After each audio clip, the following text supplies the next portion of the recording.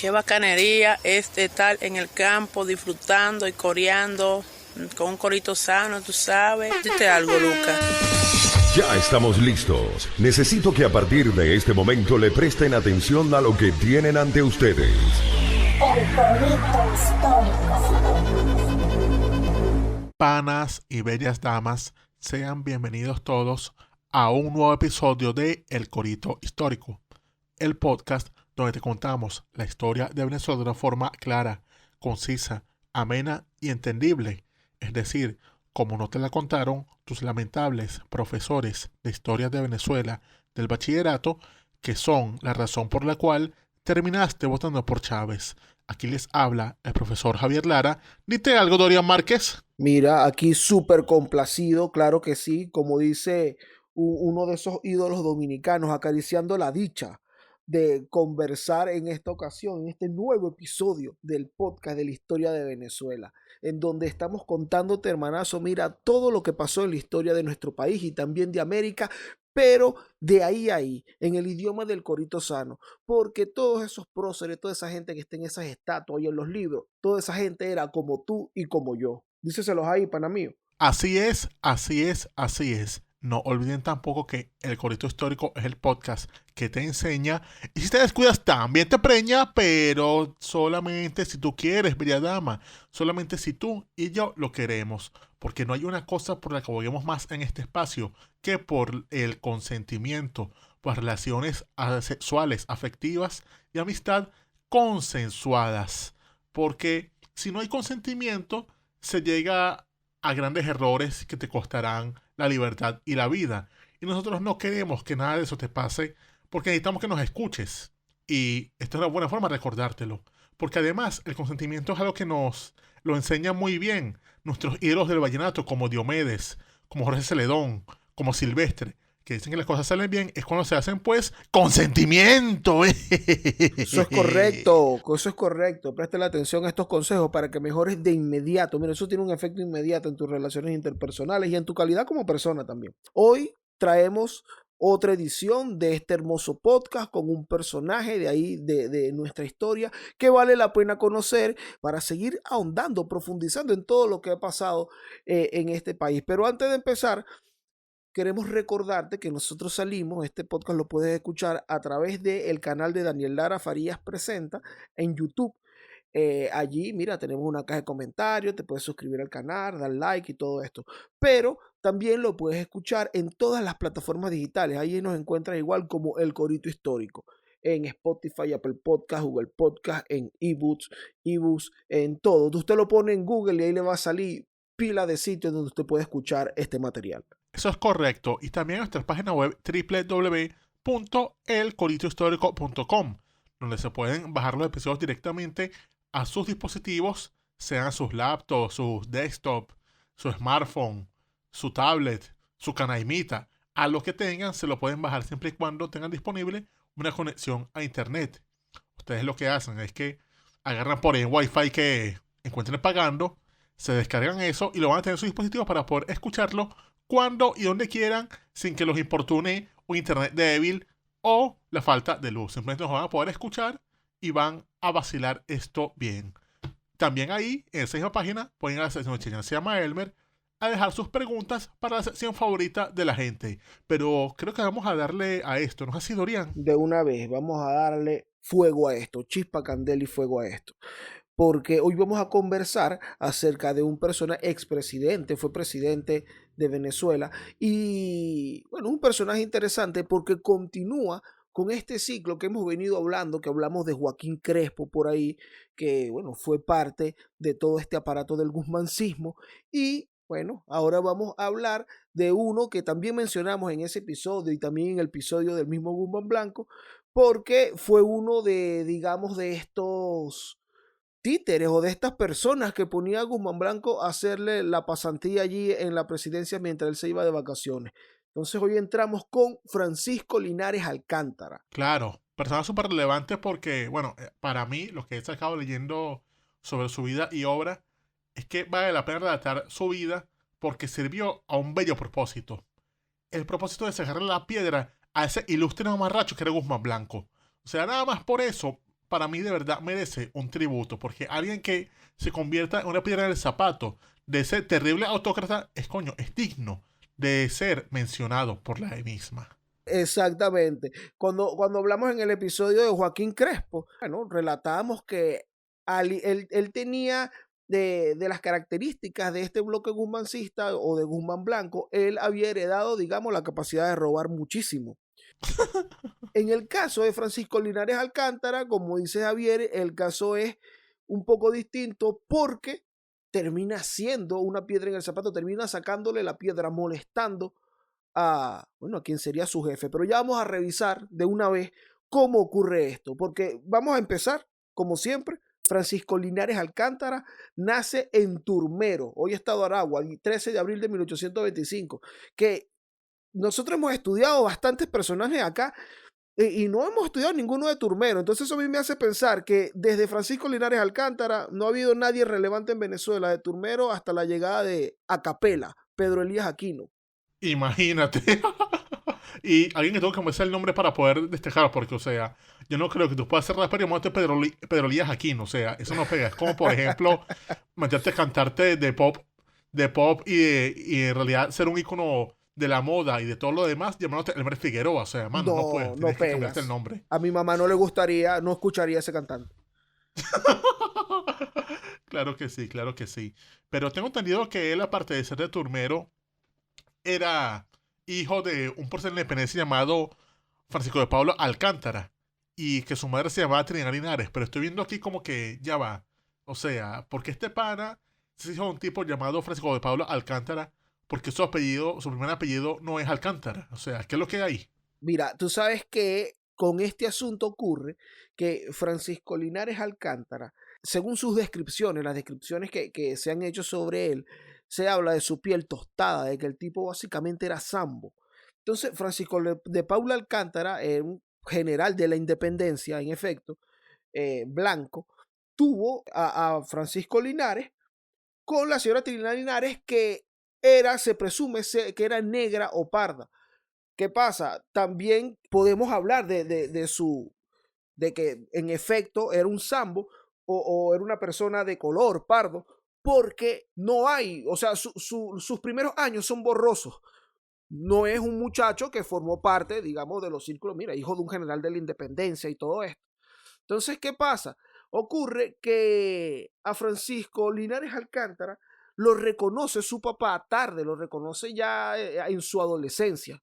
Al parecer, él toda la vida fue hasta ese momento Francisco Linares, y cuando lo reconoce, entonces, bueno, ¿qué voy a hacer? Bueno, soy Francisco Linares Alcántara, pues, ya. Es esa cosa que se estilaba antes de los hijos naturales. Era hijo natural, tal cual. Tardíamente y bueno, hijo natural. Eso también explica otra cosa, que empezara en la milicia tan tarde, porque pillo aquí que él empezó su carrera militar en el año 1846, es decir, con 21 años. Sí. Y en esos tiempos, o sea, se empezaba de militar temprano, o sea, era una cosa que te mandaban a la escuela que si a los 12, 15 años, y después era que echabas plomo, pero ahorita está entrando el pana a los 21 años.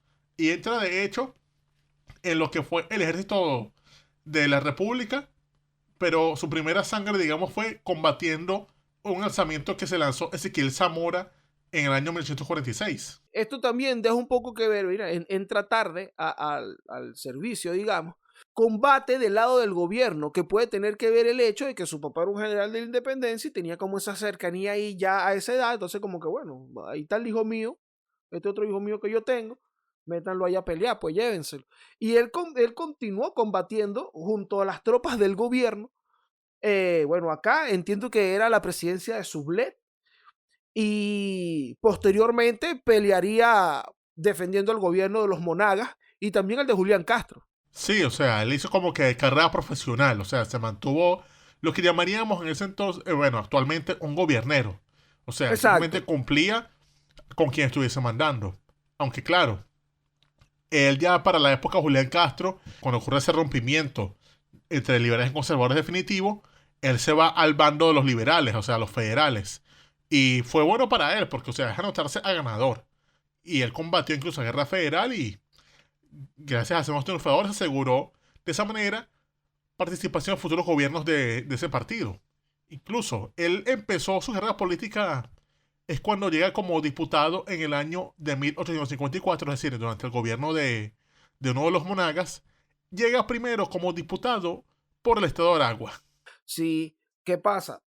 Él se anota, digamos que cuando él se apunta a ganador, se apunta para el bando federal, sería como de su primera decisión propia dentro de su carrera, porque si entra en las tropas del gobierno, intuimos que allí, y bueno, según lo que muestra su pasado, con la ayuda ahí de su papá general de la independencia, entonces el tipo le dice, no, vale, pero aquí no está la vaina, si yo quiero seguir trabajando, la verdad es que yo tengo que pelear con esos señores, junto con esos señores que están allá, ese tal Juan Crisóstomo, ese tal Guzmán Blanco que está por allá, y Zamora, que yo le intenté darle unos coñazos hace tiempo.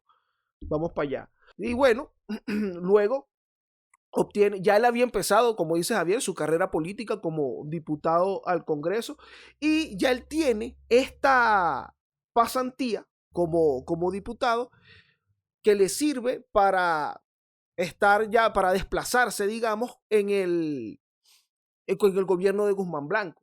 Pero, ¿sabes qué? Durante la Guerra Federal, o al terminar la Guerra Federal, que es entre el 59 y el 63, él termina siendo, Javier, como el tipo más famoso, el taita de la zona de los valles de Aragua, de lo que es hoy el estado Guárico y el estado Miranda.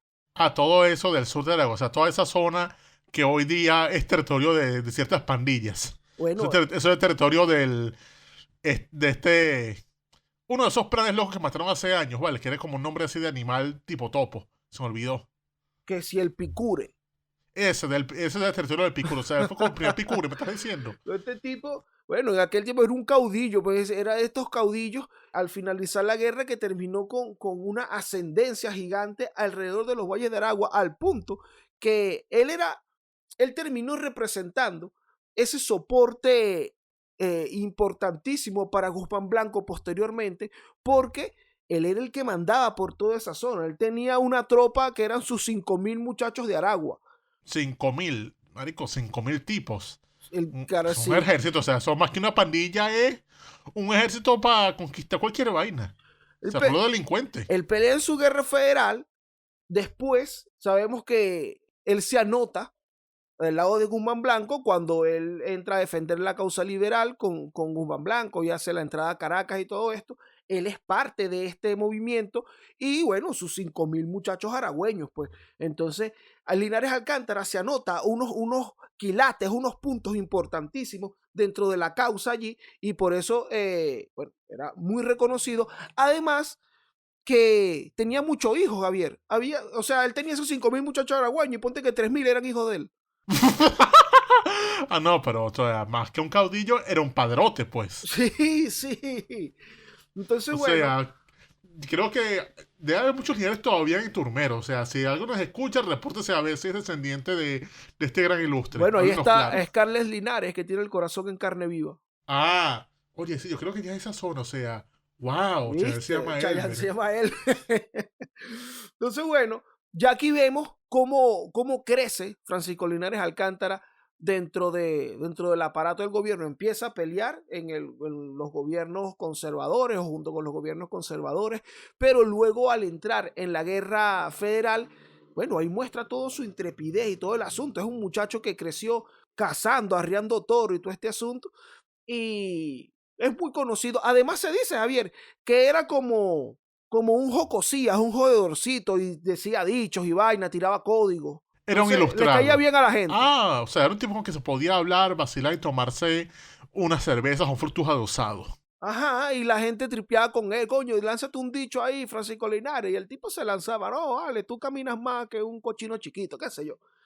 Diste algo, Francisco Linares Alcántara. Ajá, a la gente le gustaba como escucharlo y todo eso, y por eso esto le vale, posteriormente, ser presidente de allí del estado, bueno, que es el estado Guzmán Blanco, realmente.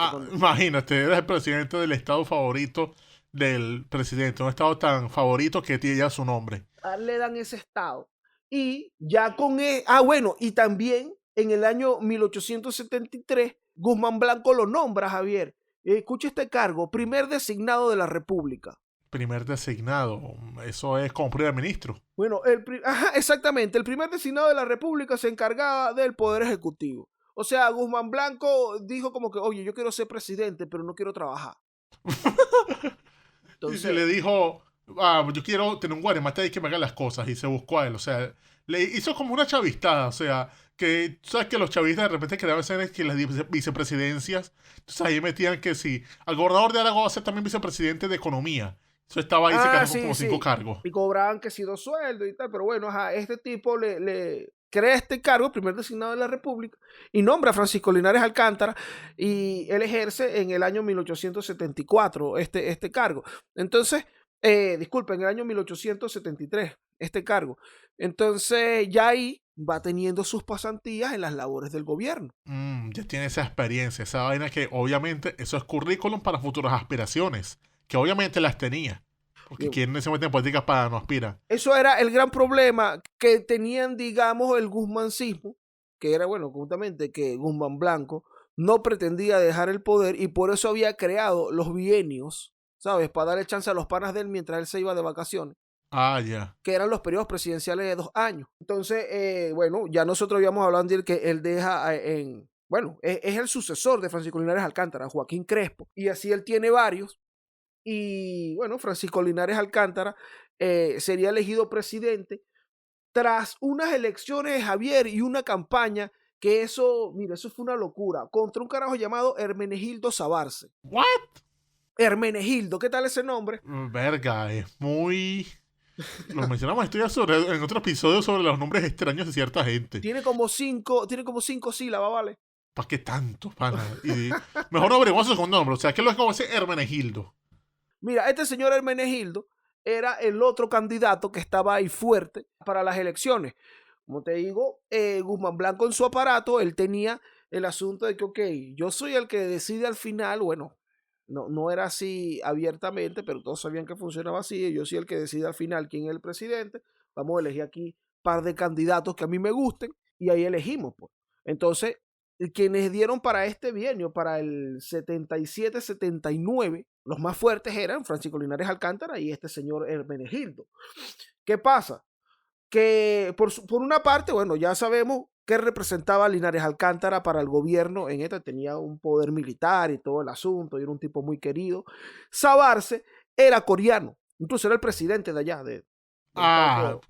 Y seguía la influencia de los coreanos después de todo el beta de este Falcón. O Claro. sea, eran un poder y seguían ahí como diciendo, ajá, ¿y con qué nos van a complacer nosotros? Obviamente, una cuestión ahí territorial. En efecto. Pero bueno, una campaña muy violenta, Javier. Por lo menos en Carabobo era sede de los liberales y ahí estaban ganando la gente de Alcántara, lo llaman los alcantaristas. Y entonces ahí ganaban los alcantaristas. En Yaracuy estaban ganando los de Sabarce, los sabarcistas. Pero entonces ocurrió allá mismo en Yaracuy, que si en Nirgua, que hubo enfrentamientos, manos, se entraban a coñazo, a tiro, espada, sable y todo eso. Y en uno de esos casos termina asesinado el general Julián Castro Briceño, hijo del expresidente Julián Castro, que era alcantarista. Carajo, coño, pero fue una vida bien agitada, o sea, bueno, campaña electoral venezolana de toda la vida. Lo loco de esto es que sabemos, o sea, dentro de todo esto, conociendo la historia que ya la hemos visto aquí en episodios anteriores, Guzmán Blanco es el hombre que está en la cima viendo todo este espectáculo. Y entonces ahí se están matando, bueno, esta gente de Sabarce mató a este carajo que era alcantarista, y entonces después vengaron esa muerte matando al general Juan Fermín Colmenares, y eso fue una serie de muertes. Hacen preso a los culpables de los asesinatos, pero Guzmán Blanco, o sea, no se presentaba como que, verga, qué cagada es esto que está haciendo Guzmán Blanco en estas elecciones y esta vaina, no. Más bien Guzmán Blanco era como que, mira, los alcantaristas y los sabarcistas, cómo se pelean. O sea, no ponía orden, simplemente, no, sí, que vacilen. Como que, mano, ¿eres el taita o no? O sea, Entonces, no se ejerce el poder. El tipo dejaba que se mataran para después él quedar como, no vale, pero esto, viste que hace falta la mano mía aquí. Era una estrategia de él para ponerse como que es el único encantador de serpientes de esa vaina. Sí. Se le dice, ay, aquí un poco de salvaje, tengo que resolver esto. Entonces, qué despreciable, de verdad. El tipo, además, se hacen las elecciones y ninguno de los dos obtiene la cantidad de votos que exige la Constitución para ser presidente. Entonces, bueno, ante esto, la decisión queda en manos del Congreso Guzmán Blanco. La decisión queda en manos del Congreso, pero bueno. Que en realidad es Guzmán Blanco porque como los congresistas quienes son un poco guaremates de Guzmán Blanco, un poco lambones. Exactamente. Entonces termina electo Francisco Linares Alcántara y aquí empieza él, bueno, su gobierno desde 1800, que debería ir de 1877 a 1879. Pero ¿qué pasa? Aquí es donde empiezan las cosas que mencionó Javier al principio de que se convirtió en una piedra en el zapato y en una molestia para Guzmán Blanco. Incluso desde el principio, Javier. Ah, sí, veo que él toma posesión el día 6 de marzo del año 77. Sí. O sea, el carajo toma posesión y vaina y lanza un discurso, que creo que lo tienes por ahí, Dorian. Él se lanza su primera locución al país. Y entonces él se lanza, digamos, par de perlitas que a Guzmán Blanco le caen mal y a su gente.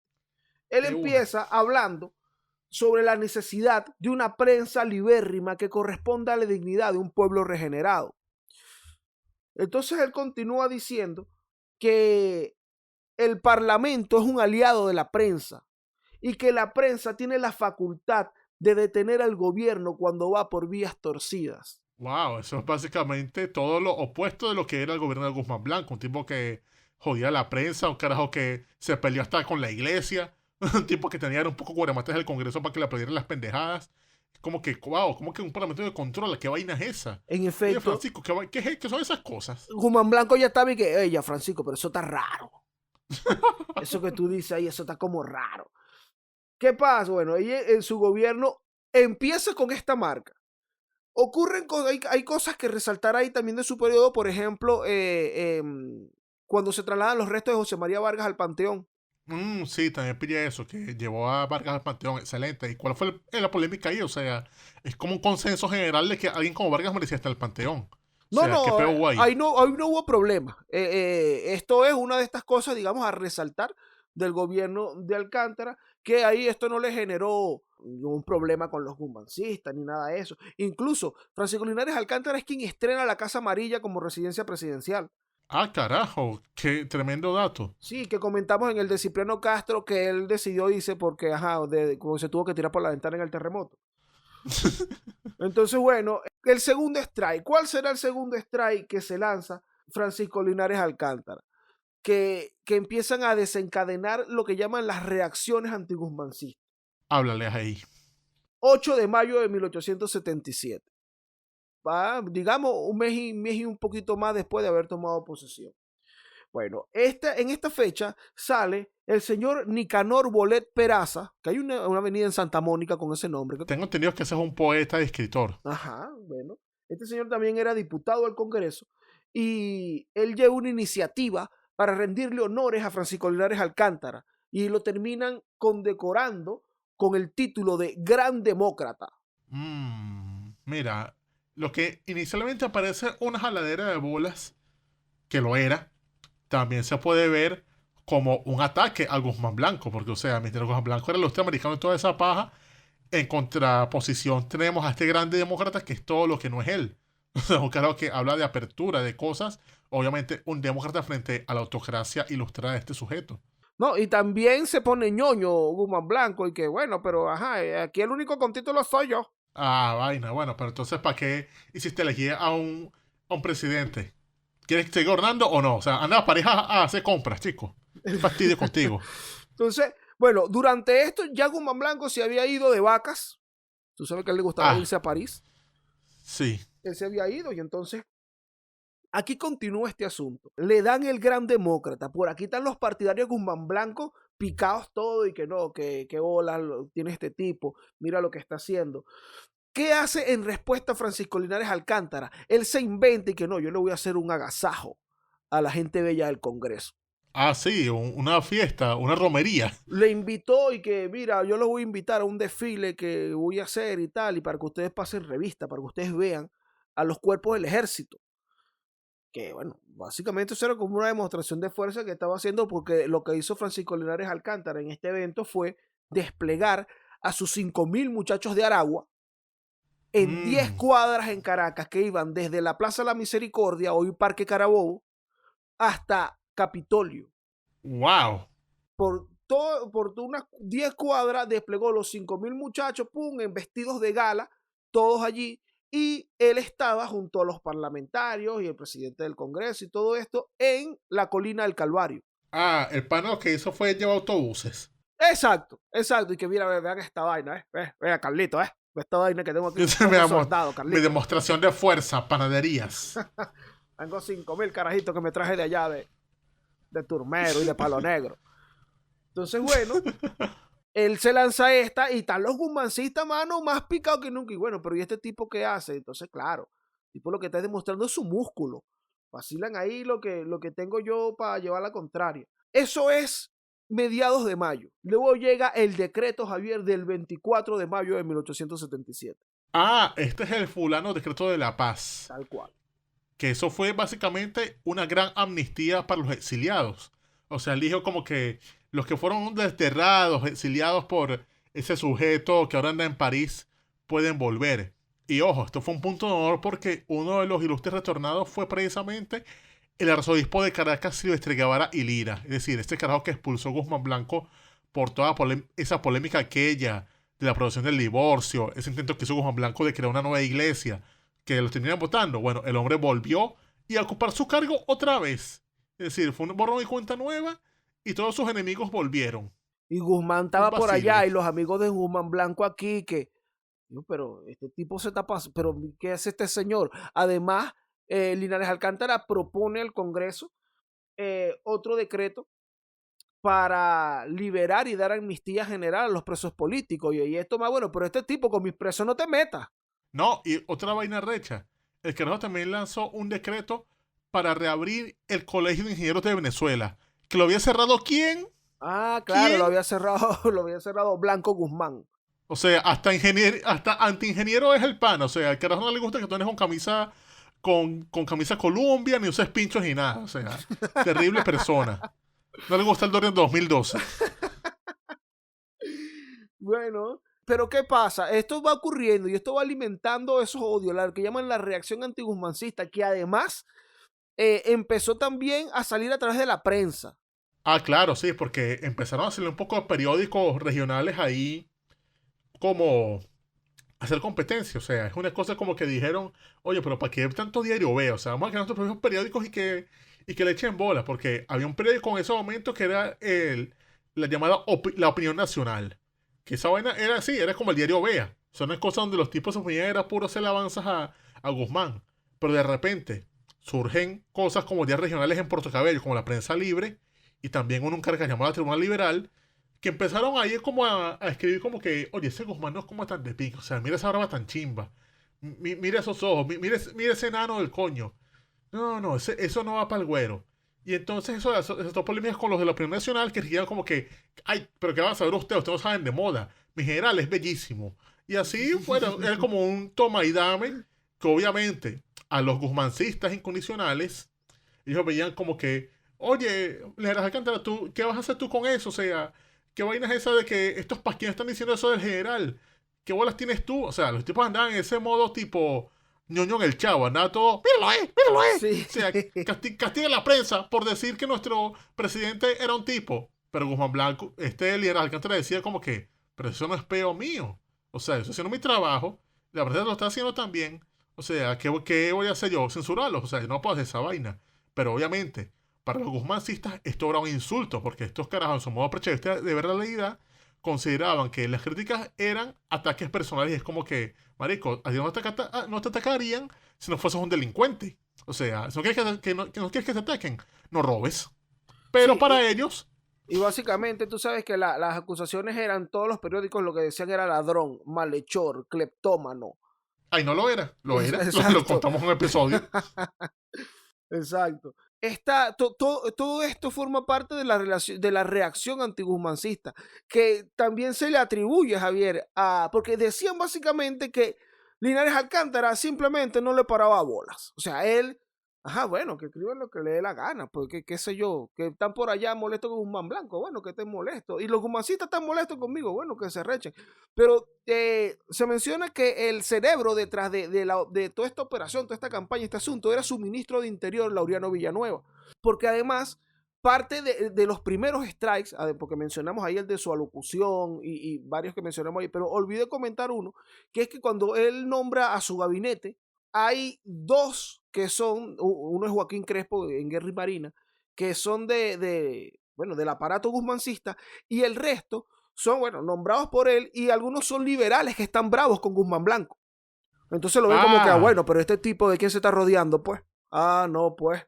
O sea, está de repente una paja terrible ahí, o sea, chamo, pero qué problema estos tipos, de verdad. Entonces, todo eso era caldo de cultivo para que se generaran todos esos chismes y todo eso. Incluso, uno de los que, eso lo mencionamos en el episodio de Joaquín Crespo. Joaquín Crespo renuncia y se va, precisamente por este tema de la reacción antiguzmancista y el asunto de que Linares no hacía nada. Se empezó a decir que Linares estaba pendiente de voltearse, y es cuando Joaquín Crespo escribe un artículo diciendo como que no, aquí todos somos amigos, eso no es así. Desmintiendo lo que no podía ser desmentido. Sí, exactamente. Pero bueno, yo creo que lo que sería el último strike que le cuentan Guzmán Blanco a Linares Alcántara es el tema de la Constitución. Sí, pilló aquí que el carajo pedía acabar con esa mamarrachada de los bienios de Guzmán Blanco y volver a la Constitución del 64.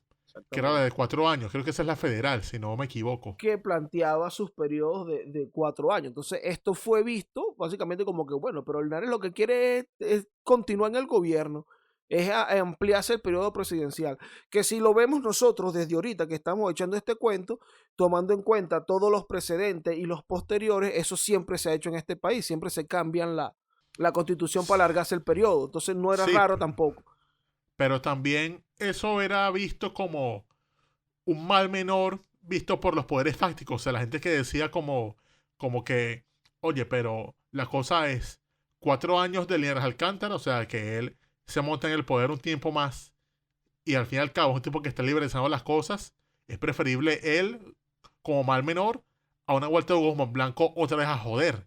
Entonces la gente estaba como que, bueno, pero no va a haber elecciones. ¿Y a quién le importa? O sea, mejor que no haya elecciones a que haya elecciones y las gane Guzmán Blanco. O sea, arquemos su periodo y ya. O sea, ¿qué más da? O sea, mejor eso, otra vez volver con este bacalao fastidioso. Tal cual, es lo que ocurre. Y bueno, ahí empiezan los alcantaristas a apoyar esto y que bueno, claro que sí, mis panas, hay que cambiar la constitución, hay que darle ese periodo. Y Guzmán Blanco marico. Decían también la gente, sí, la vaina se había ido totalmente de las manos, y además el tipo ni estaba aquí. Y bueno, eso marcaba digamos ya el distanciamiento completo que tenía Linares y los planes que él tenía para continuar acá en el gobierno. Entonces esta idea se empieza a plantear desde el mes de agosto, y el 12 de septiembre de 1878 Francisco Linares Alcántara convoca a la elección de una constituyente para ejecutar lo de la vuelta a la Constitución del 64. Entonces ya aquí es como que, diablo, obviamente. Pero este tipo va en serio. Sí, pero lamentablemente, ¿en qué fecha fue eso? Disculpa. 12 de septiembre. 12 de septiembre. Pero ahí no contaban con algo. Con que el destino a veces es una perra y jode las cosas. Porque pasa que un día, Linares Alcántara, el 21 de noviembre de 1878, el tipo se enferma. Dicen que el carajo había contraído una especie de bronquitis, algo que lo había obligado a guardar cama. Y resolvió irse a lo que llaman atemperar. Se fue a La Guaira. Se va a La Guaira, buscaba ahí vacilar y eso, o sea, irse para la playa, los aires marinos y toda esa cosa. Y de repente se hospeda en Guipuzcoana. O sea, estuvo ahí como su casa de vacaciones. El carajo, en un momento se va a dormir y a los 9 días, el carajo murió de la nada. Ojo, hay muchas versiones alrededor de esto. Dicen que fue un caso de envenenamiento, o sea, una cosa así tipo los rusos cuando envenenan gente. Dicen, hasta atribuyen que su muerte fue supuestamente por comerse una lechosa piche. Por comer lechosa, o sea, imagínate. sí. Lechosa Piche, dicen que fue envenenado, dicen que le envenenaron la lechosa. O sea, le culpan allá a la lechosa, que ojo, a mí no me gusta, pero ponerle esa cosa a la lechosa es como que, mano, no creo que nadie se muera por esa Que la vaina. lechosa mata al presidente. Pero entiendo que el diagnóstico de los médicos fue pulmonía. O sea, se le empezó a bronquitis. Tiene mucho más sentido. Ujú. O sea, si empiezas con una bronquitis y de repente llegas a una pulmonía, o sea, es una cosa normal si hemos tenido el tratamiento correcto. O sea, eso pasa. Tiene mucho más sentido. Sí, exactamente. Pero claro, las circunstancias en las que el momento histórico, el país en donde ocurrió y las circunstancias da para todo ese poco de teorías, porque estamos hablando de que el tipo venía de convocar la constituyente, iba a alargarse el periodo presidencial, los gumacistas estaban molestos con él, y bueno, de pronto el tipo se enferma, muere de inmediato, parece un meme que de inmediato sale la gente, lo envenenaron, comió lechosa. Sí, sí. Tú sabes que en Venezuela el deporte nacional no es el béisbol, no es el hipismo, no es el básquet. El deporte nacional es el chisme. Entonces, a partir de allí, la gente ejercitó. O sea, esa vaina fue el campeonato nacional de chisme. O sea, una vaina que superó a la LPB.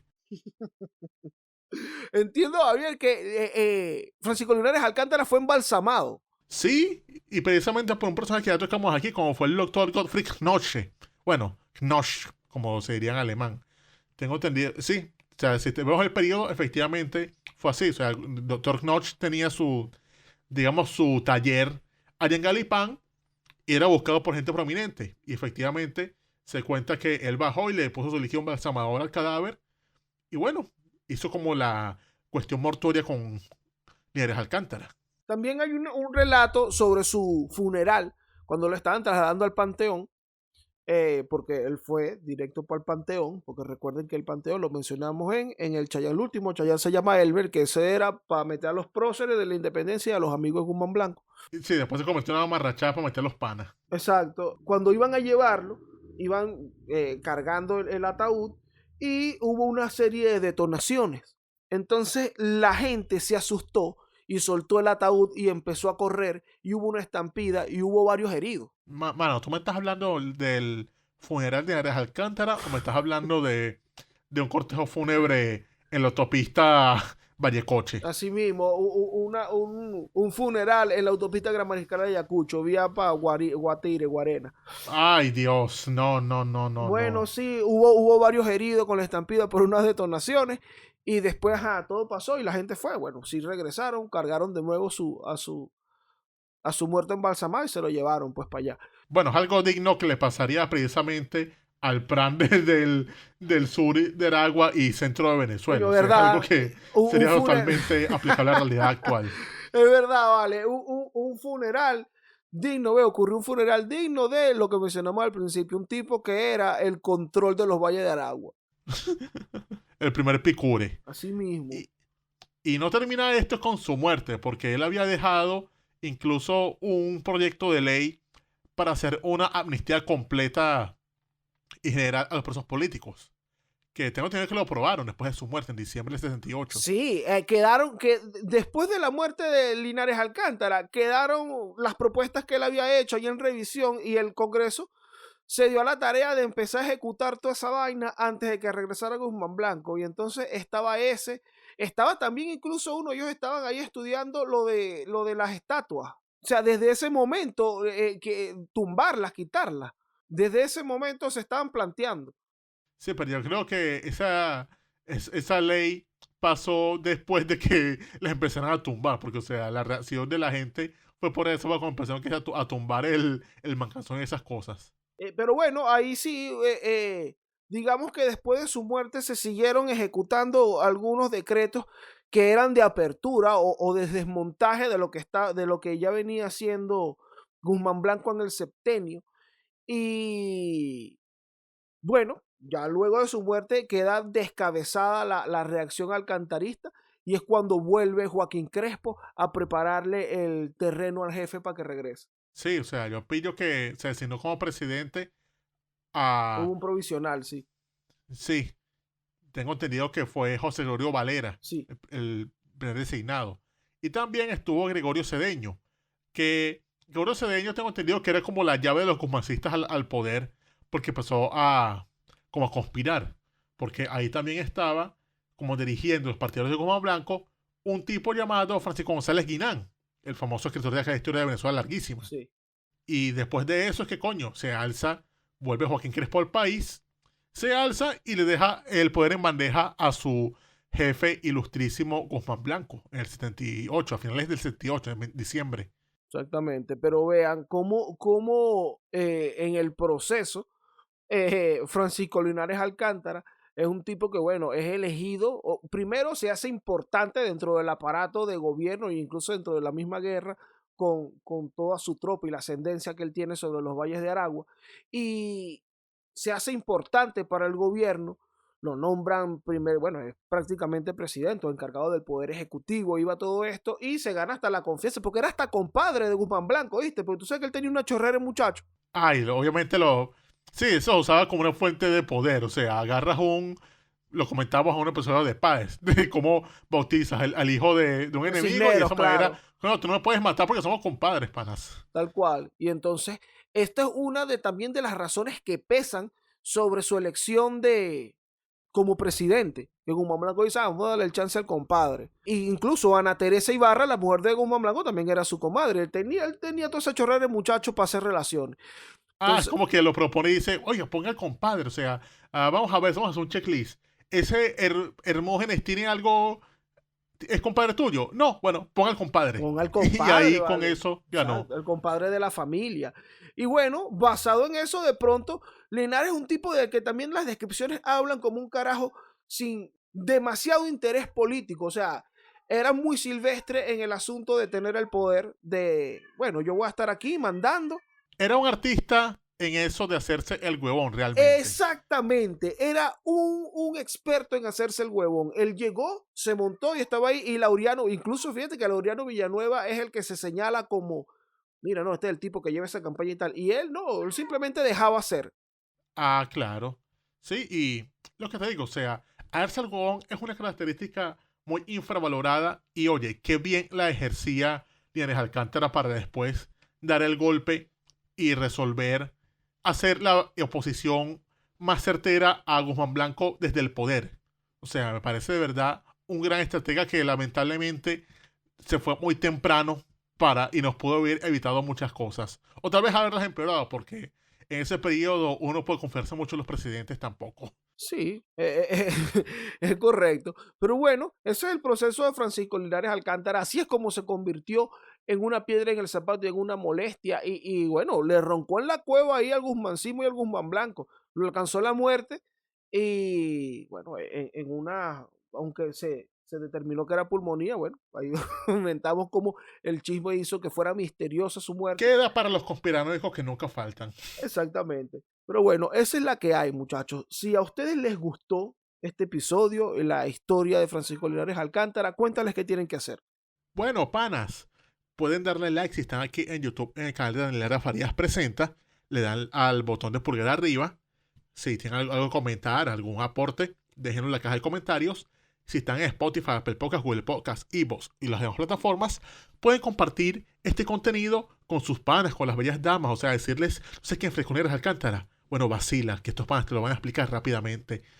O bueno, si tienen alguna otra duda por ahí, pueden dejarla en la sección de Chayán se llama Elmer, en la página web www.elcolegiohistórico.com, en la sección de Sendo Beta o Chayán se llama Elmer.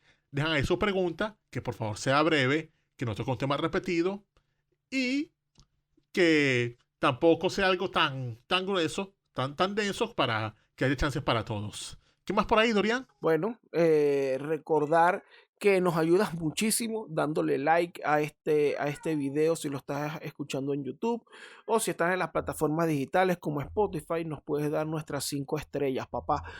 También, bueno, sus preguntitas para el Chayán se llama Elmer, y que en la descripción en YouTube se encuentran las referencias, las bibliografías que nosotros usamos para crear estos episodios. Así es, así es, así es. Pero bueno, panas, este fue el corito histórico sobre Francisco Linares Alcántara. Me quité ya.